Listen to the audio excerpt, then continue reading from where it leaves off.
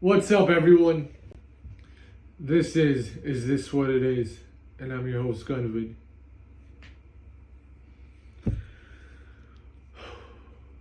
Light up this J real quick.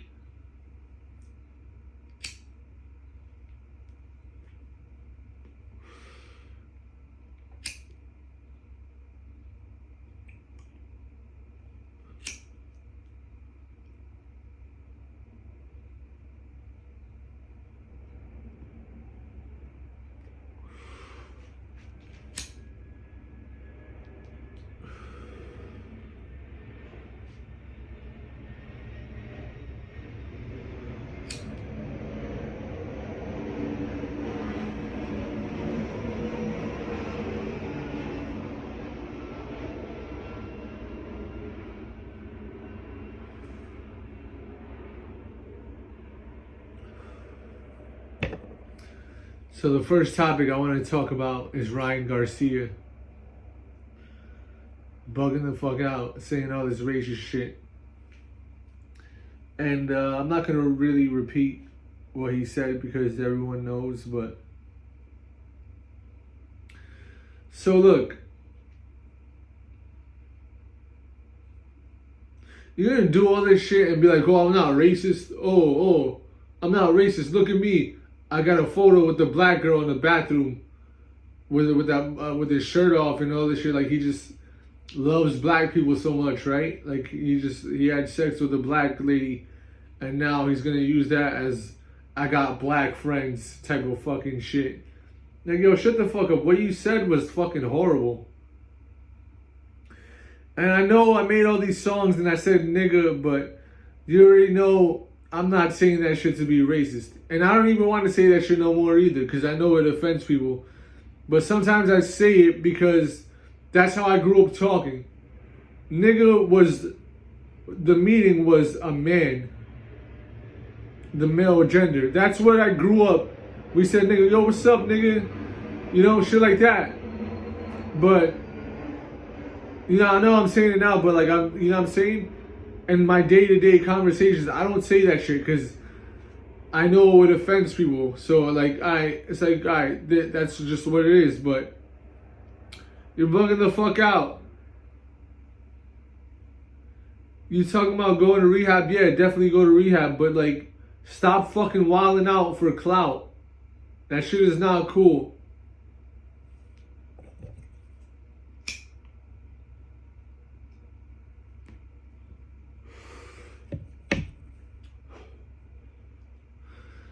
Now me, when I was 7 years old, I got hit by a car.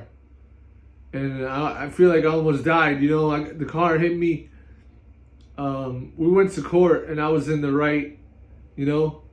The car was speeding and I got hit by a car. I was 7 years old. Up until that point, when you're 7, you don't know too much about life.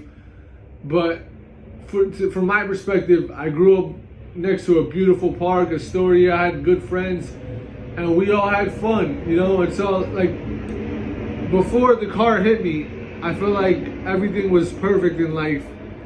But then the car hit me, and then everything turned gray, and then I seen death, which was the all-black figure approaching me, and I just flexed and like try to like stay strong and like stay alive, and I defeated death.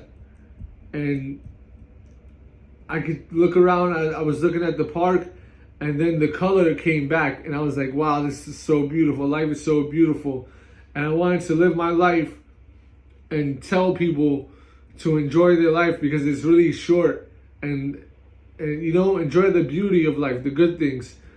And from that point, when I was 7 years old, I felt like I was a grown man because that whole innocence of being young and thinking everything is perfect went away. So when I was growing up, I was seeing people act childish because they were 7 years old and like whatever. When I would see people not appreciating life, I was like, they don't even know. Or maybe some of them did, but like I was like, damn, like some of these kids might not know how short life is and how we should appreciate it. And that was when I was 7. That was 2001.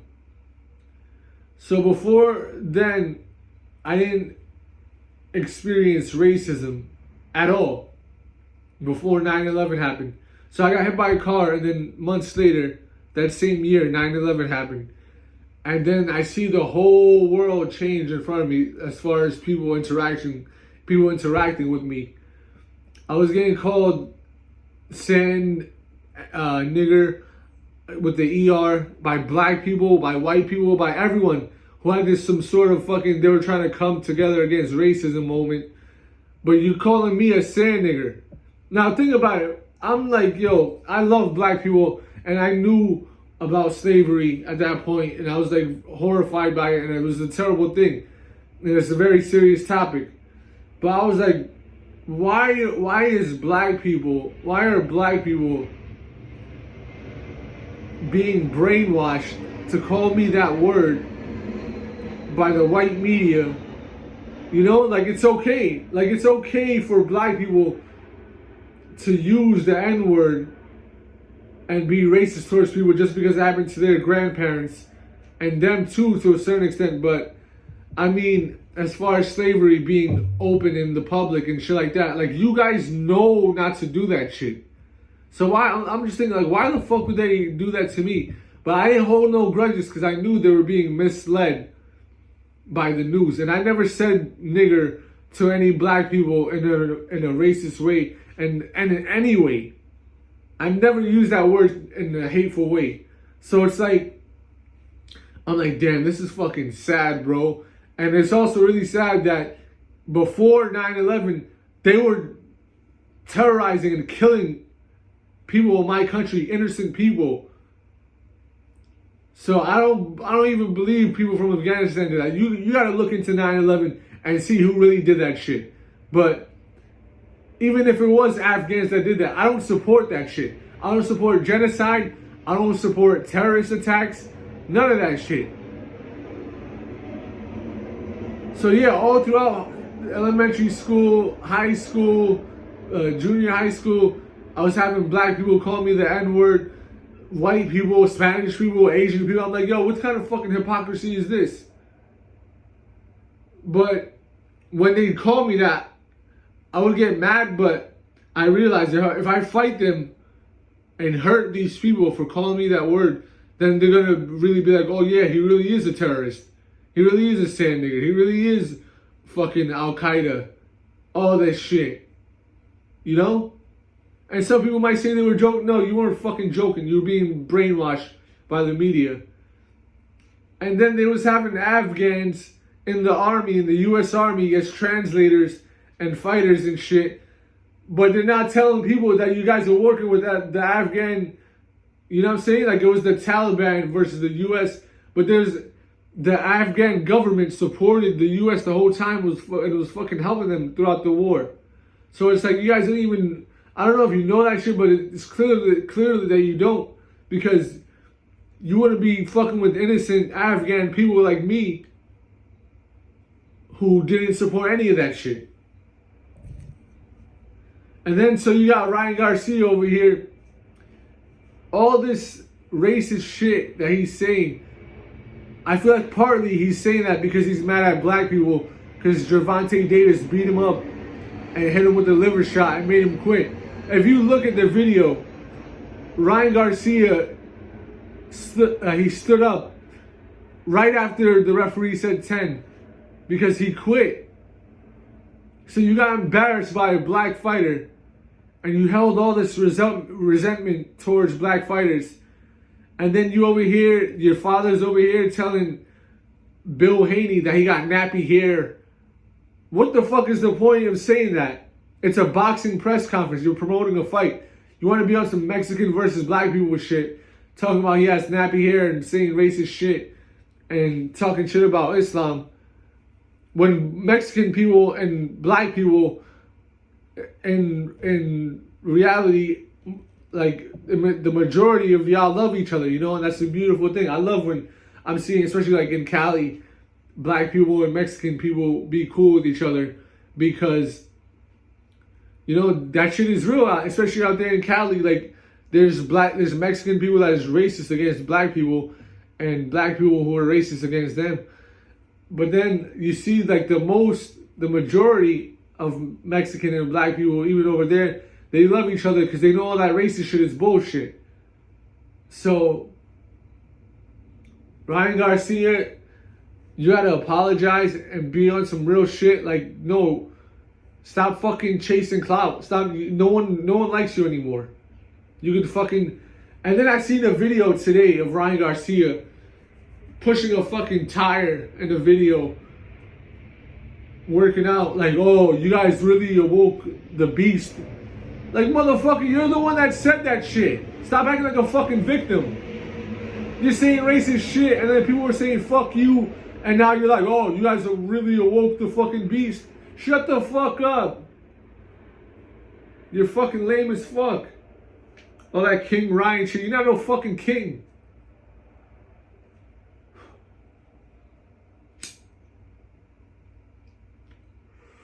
And so, yeah, I made all these diss tracks, you know? And I don't know, Cam, you put out a freestyle today, you said some shit like, oh, yeah, I'm gonna kill you. Even if you do, I don't fucking give a fuck no more, bro. I know myself. I know for the majority of my life, I've been good. I haven't committed too many crazy sins. Yeah, we all sin, but, you know, I've never been racist. None of that shit. I'm a good person. So if you kill me, I believe I'm going to heaven. And if I go to hell, that's, you know, that's on me. But, you know, so whatever. You don't gotta, I'm not, if I see you in public, I'm not gonna fucking punch you. I'm not gonna try to kill you. I'm not gonna shoot you or anyone that I dissed. Even Drake, you know what I'm saying? I'm about peace and I'm about staying out of prison and staying out the psych ward. I've been in the psych wards a couple, maybe 2-3 times in my life. Briefly, the past one was recently. I stayed there for like 2 weeks because they was fucking with me. Because I felt like my life was in danger. Because I said all this shit on diss tracks and I felt like people were trying to kill me. So it's like I got myself checked out, you know. And I realized that I'm good. But yeah, you know, Cam, whatever. I don't give a fuck. Go ahead, talk about killing me. I don't know if you're talking about killing me or whatever. But I'm not no snitch. I'm not gonna snitch on you. I don't give a fuck about none of that shit. I love black people. All the racist shit that black people said to me, I don't hold a grudge because I know they were misled. You understand? So, yeah, Ryan Garcia, you gotta chill the fuck out. Yeah, let me get this water and like this drain back up.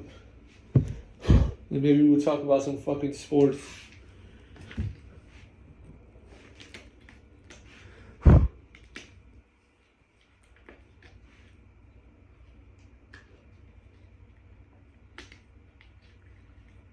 You know, let's talk about music. So Japan has been fucking killing it with hip hop. Oh yeah, check out my remix to the song Mamushi. I did it, Megan Thee Stallion did a song called Mamushi. It's some Japan type shit. She did a feature with a Japan artist. And that song is fucking dope. And that beat is fucking sick. And I had to kill that shit. So yeah, check that shit out. But yeah, what I want to talk about Japan and give them props because they've been fucking killing shit. And not just the male rappers. The female rappers are the ones that I really fucking fuck with and love. You know? There's so much dope shit going on in Japan. And I really want to fucking go there. I love Japan. I love the culture. I want to go there and definitely be respectful. But like go and tour over there. Whether it's performing my music or just going on a vacation. I work with a Japanese art gallery to sell my art. And yeah, shout out to Japan. Like this shit back up.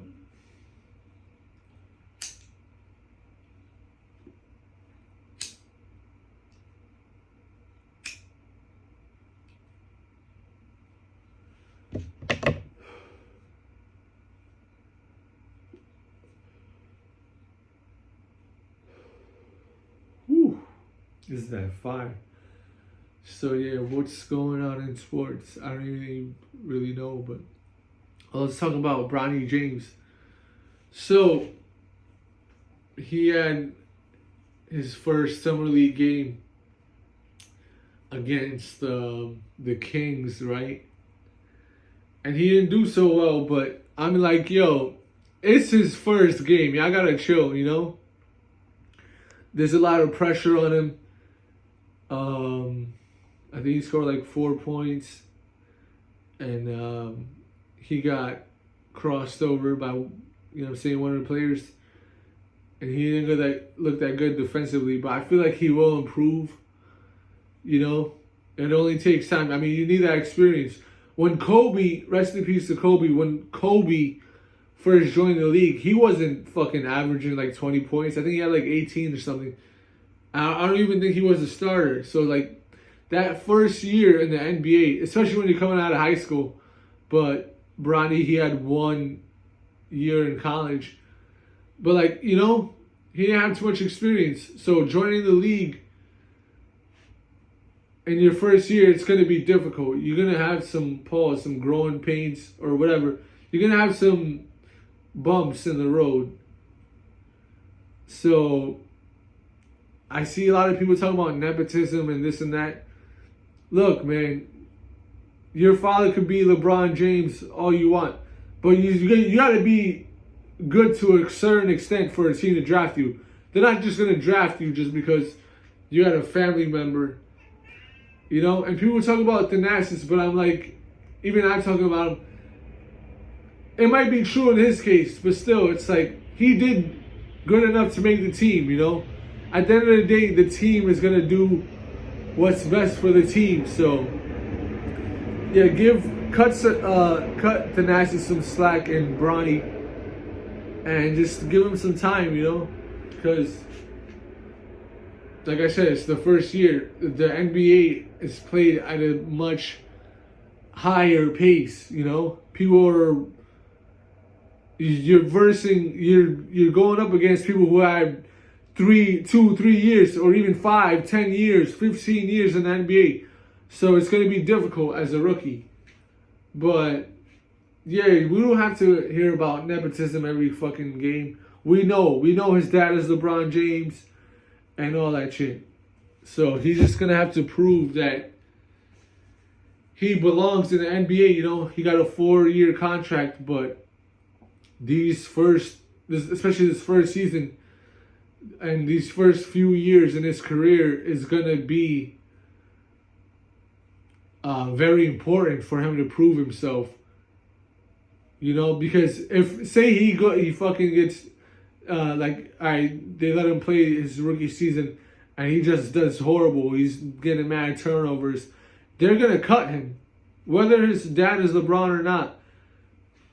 You know what I'm saying? That's just what it is. So he's going to have to prove himself. I think he's going to be great enough to stay in the NBA. And I think in my last video I said he has potential to be a finals MVP. But I'm going to take that back if I did say that, because I don't think he has that potential. I think he has the potential to be a good role player. I don't know if he's going to become a star. But I don't think he is going to be the same as his father. I think he's going to have a decent career.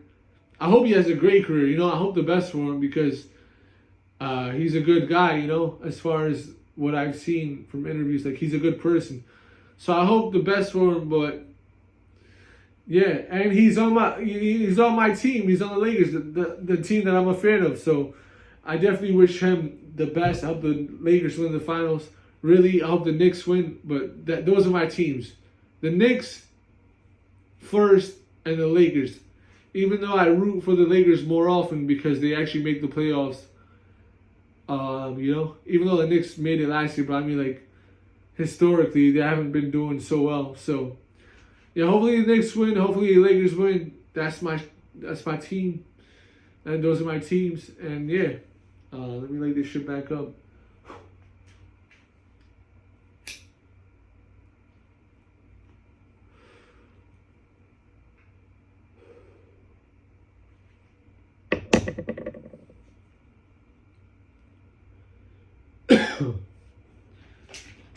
Pardon me. Let's get this water.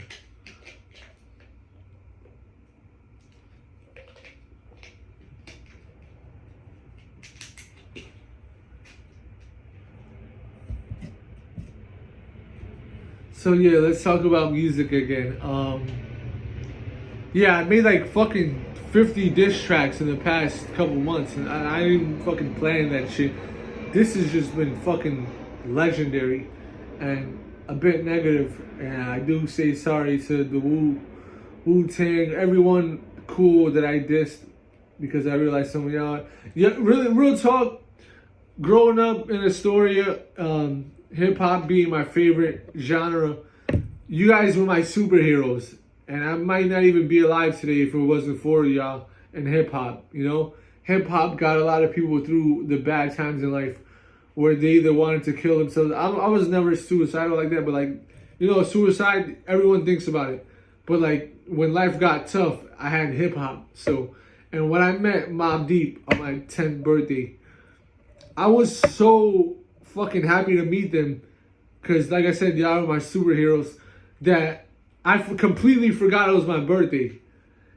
And you know what I'm saying? Cam, Mace, all y'all, Nas, everyone, even 50 Cent. I dissed all y'all, Snoop Dogg, but Paul, no homo, I still love y'all. And that was just to kind of wake you guys up to all the things that the labels are doing to try to make you guys fight each other and try to continue this devil shit and this gay shit in hip hop. You know? So,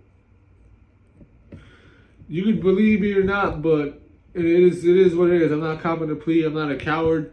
I understand I'm accountable for what I said. But real talk, if I see y'all in public, I would not do nothing to y'all.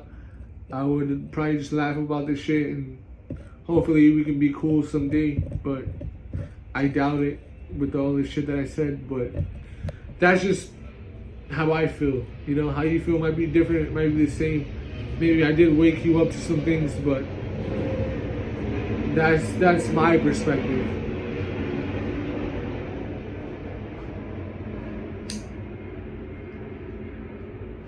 So yeah, if you enjoyed this episode, hit that like button, comment, share, subscribe, all that shit you already know. And this is what it is. I mean, this is this what it is? And I'm your host, Gunvid. Peace.